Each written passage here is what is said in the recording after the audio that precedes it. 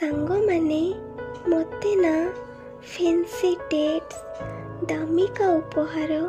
କାହା ପଇସା ବା କାହାର ନାମ କି ଚେହେରା ମୋତେ କେବେ ଆଟ୍ରାକ୍ଟ କରିନାହିଁ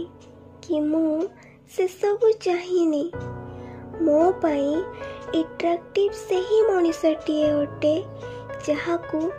ମୁଁ ମୋ ମନର ସବୁ କଥା, ସବୁ ଇମୋସନ୍କୁ ସେୟାର କରିପାରିବି, ଯିଏକି ମୋ କଥାକୁ ଶୁଣିବା ସହ ମୋତେ ବୁଝିବାକୁ ଚେଷ୍ଟା କରୁଥିବ, ଆଉ ଯାହାଠାରୁ ମୋତେ କେବେ ସମୟ ଆଟେନସନ୍ର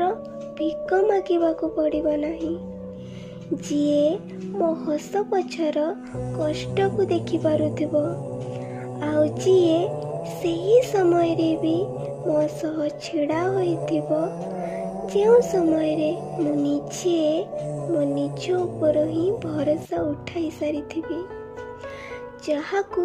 ମୁଁ ଯେମିତି ସେମିତି ହିଁ ପସନ୍ଦ ଆସୁଥିବି। ଆଉ ଜୀବନରେ ଏମିତି ହିଁ ଗୋଟେ ଜୀବନ ସାଥୀଟିଏ ମିଳିଗଲେ